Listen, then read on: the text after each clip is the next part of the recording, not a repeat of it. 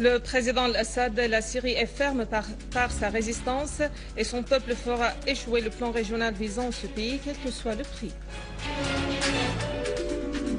Brojardi affirme la sécurité de l'Iran est liée à celle de la Syrie. Les forces occidentales ne vaincront pas la résistance. Un terroriste libyen dévoile l'entraînement des mercenaires en Libye et leur financement par des pays du Golfe.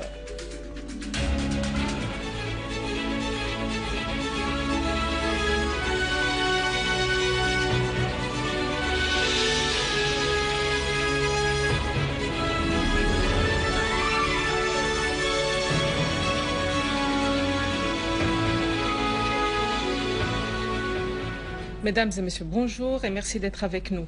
Le président Bachar al-Assad a reçu M. Ala ad-Din Brojardi, chef de la Commission de la sécurité nationale et de la politique extérieure au Conseil iranien de la Shura. L'entretien a porté sur les relations bilatérales de fraternité et de coopération stratégique. Brojardi a affirmé que la sécurité de l'Iran est liée à celle de la Syrie. L'Iran soutiendra toujours et de façon conséquente la Syrie en tant que peuple et gouvernement. Le président al-Assad a expliqué que le plan qui est en œuvre actuellement dans la région et qui vise la Syrie ne la concerne pas uniquement, mais englobe aussi tout le Moyen-Orient.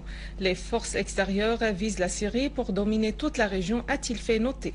Il a affirmé que la Syrie est ferme dans sa ligne résistante et dans sa défense des droits légitimes des peuples, en dépit de l'ampleur de la coopération entre les pays occidentaux et certains pays régionaux qui voulaient la faire renoncer à ses positions, a-t-il assuré, ajoutant que le peuple syrien ne permettra pas à n'importe quel prix que ce plan passe et réalise ses objectifs.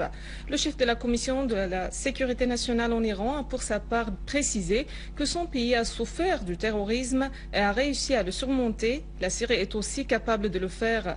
Il a conclu en affirmant que la Syrie et l'Iran sont forts et que les forces extérieures ne pourraient, quelle que soit l'ampleur de leur conspiration, porter atteinte à leur rôle dans la région. Le vice-président de la République, M. Farouk Chara, a reçu également M. Ala ad-Din Brojardi. L'entretien a porté sur les relations bilatérales de fraternité et de coopération stratégique. Farouk Chara a salué les positions objectives de l'Iran envers les événements en Syrie.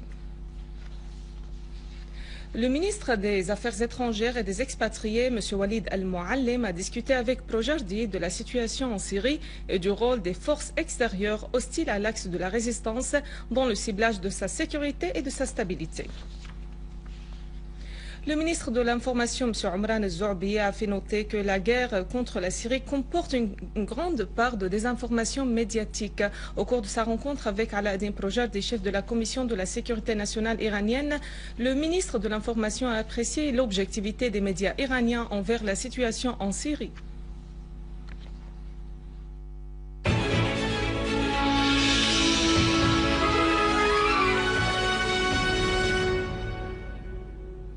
L'armée arabe syrienne poursuit toujours les groupes terroristes qui se sont infiltrés dans plusieurs quartiers d'Alep et y ont commis de nombreux crimes à l'encontre des habitants de la ville.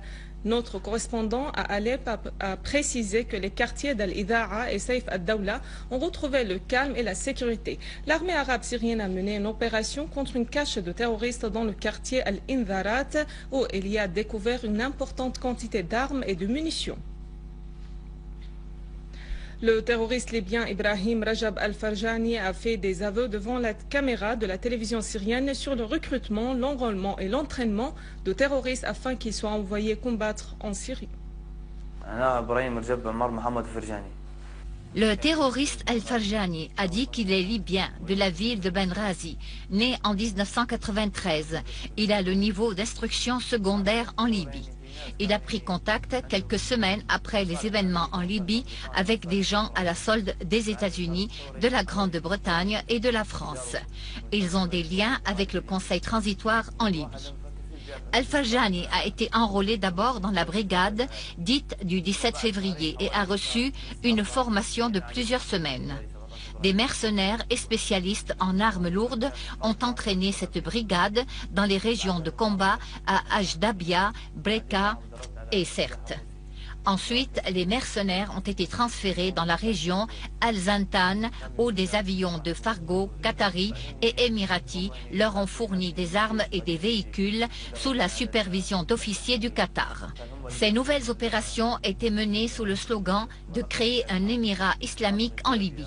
Mais les imams des deux mosquées Al-Andalos et Al-Awza'i œuvraient à embriguer et enrôler les jeunes gens sous couvert du djihad en Tchétchénie et en Algérie. Dans une nouvelle phase, Ibrahim Rajab al-Farjani a rejoint une branche d'Al-Qaïda dite Ansar al-Sharia qui regroupait aussi des Syriens et les entraînait à utiliser différents types d'armes. Cette fois, il s'agissait de combattre l'armée syrienne. Al-Farjani a été conduit à l'aéroport d'Antioche, en Turquie, sans en être conscient. Le chef du terroriste, Abu Hassan, leur a indiqué leur mission et leur chemin en Syrie. Ils ont rejoint Al-Rihana en Syrie, où ils ont retrouvé des mercenaires de la Tunisie, du Maroc, du Koweït et d'Arabie Saoudite, tous entraînés et embrigadés mentalement contre l'armée syrienne pour combattre dans les villages du gouvernorat d'Idlib et d'Alep. Selon lui, les mercenaires de ces organisations sont affiliés à Al-Qaïda comme elles sont financées par les monarchies du Golfe et sont envoyées en Syrie via la Turquie.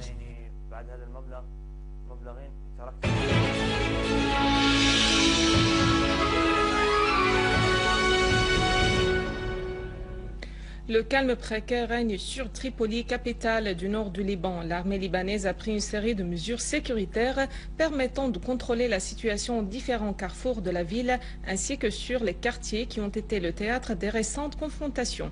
Plusieurs descentes ont été effectuées par l'armée libanaise qui a arrêté 18 hommes armés et saisi des armes sophistiquées et d'importantes quantités de munitions en leur possession.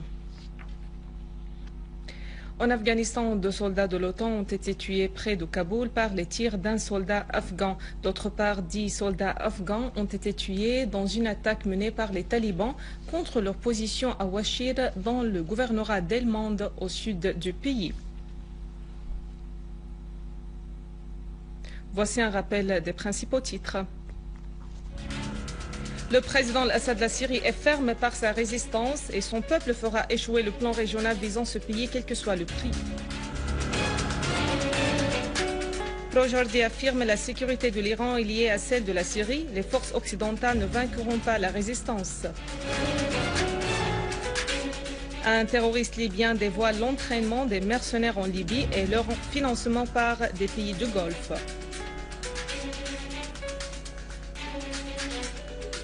Mesdames et messieurs, c'est la fin de notre édition. Pour la revoir, vous pouvez visiter notre site électronique syrienonline.sy. Merci à vous, merci à toute l'équipe. Au revoir.